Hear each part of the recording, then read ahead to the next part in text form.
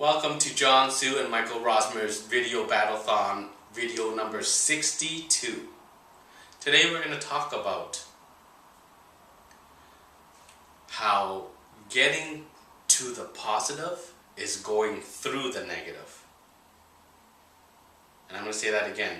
Getting to the positive is through the negative, not around it.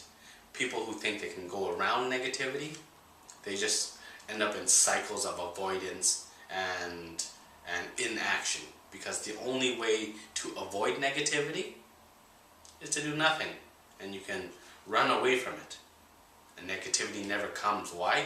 Because you never go in that direction, and you kind of stay the same, enjoy a life of, how we say, boredom and melancholy. So let's talk about how going through negativity to get to the success. Have you ever wanted, say, a new car, or some extra money, or you wanted to take a vacation, just something that you wanted, a goal in life? So you think of this goal and you think, oh man, that would be so awesome to have that. And whenever you set those goals, you got to think, what do I got to do to get those goals? So for example, a big thing where a lot of people think, who don't have goals, what do you got to do to figure out your goals in life? You got to sit down and just think about it. And I think a lot of people just don't do that. They're like, oh, who cares? Who needs goals? Who wants to do that? Right? Or somebody who wants to save up money for vacation. Oh, you got to work for it. You don't just get it. So what happens is, you work for it, maybe you're at a crappy job, maybe you're at a job you love. But at the end of the day, you gotta do something that we would perceive as negative, or something that you kinda don't wanna do. Because if you had the option, you'd rather just have a handout, right? That's basic human behavior. If we could get it for free, without effort, everybody would definitely pick that option versus working for it and earning it. I don't care who you are, it's human nature. Everyone wants the shortcut, everyone wants everything good and none of the bad. But as you know, that's not real life. And there's been opportunities that have maybe been handed to you. Maybe you got a free promotion or something, right? So you get something good without doing anything for it, or you perceive that you haven't done anything for it.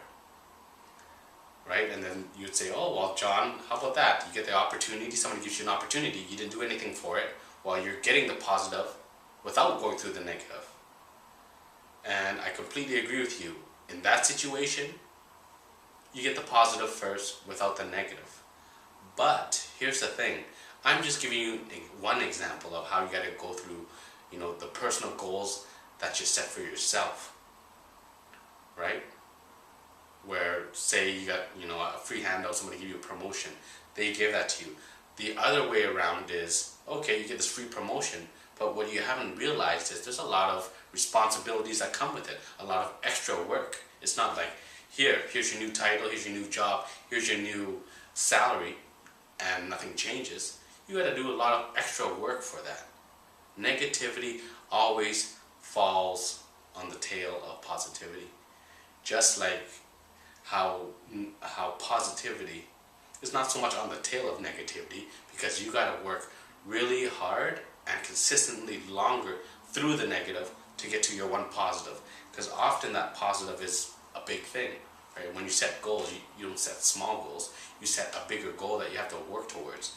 So it's the consistent drilling of going through the negative to get to the positive, right? Or if the other way around, where you get something, the negatives, usually when you get something positive first, the negative falls right behind it, and you kind of just wake up on it. Like a big thing where, for example, people who win the lottery, they get a crap load of money all of a sudden, and then next thing you know, they go out and spend it so fast, and then the rest of their life, how would we say, the nightmare after the fantasy of winning the lottery is a lot longer cycle and time and experience than the short fantasy time that they had the money, right? Just the way that life is designed, you get rewarded according to the effort you put in. And often, and because everyone else wants those same things, money, fame, cars, whatever it may be, you have to compete with everybody else. You don't just get it. So you got to keep working hard and working harder than the next guy. And because you're working so hard and competing basically with the next guy, negativity is that's why it's basically longer than the positive factor, right? Really hard workers, they're always working, always pushing, right? And you know what? When you love what you do, it's not as negative, but it's still considered negative to some degree. So that's why I believe that you must go through negativity to get to that positive result you want in your life. There's no way around it. You can't avoid negativity, it's just part of life. And when you kind of realize that, when negativity comes, it just doesn't affect you as much. It's just kind of like, oh, there it is, right? The only time that negativity really kicks your ass is when something out of left field comes and you're like, what the hell was that, right? But otherwise, you know what? Negativity is there. This is what I gotta do. This is what I need to do to get to that. And I gotta make a decision for myself. Do I want to go through that or not? Is it important to me enough or not? And if it is important enough to you, you will get there. Guaranteed, 100%. Something that you truly want to accomplish, you will get it done. But there's no guarantee of when or how it will happen. You know, I'm a big believer in goals are not impossible. Just how we imagine those goals to happen is the impossible part. Everyone thinks, oh my God, it'll be much easier than it is. You know, a big thing is any big goal that you've ever achieved in your life, if you actually knew in advance how hard it would be, you probably wouldn't have done it. Most people would say that. Like when I think about building a real estate business, if I actually knew what I had to go through, I wouldn't do it. Really, you know, another thing is relationships that really build. You think about how relationships develop. The greatest relationships aren't all good. It's actually got a healthy mix of good and bad things happening. And it's that dynamic of the, how would we say, the negative things that really solidifies and gels a relationship together. Because who doesn't want to be there when it's good?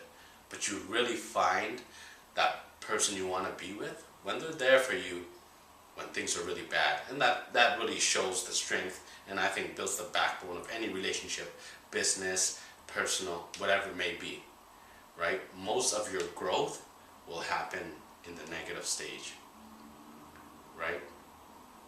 So that's my 2 cents on why you must go through negativity to get to the positive outcome.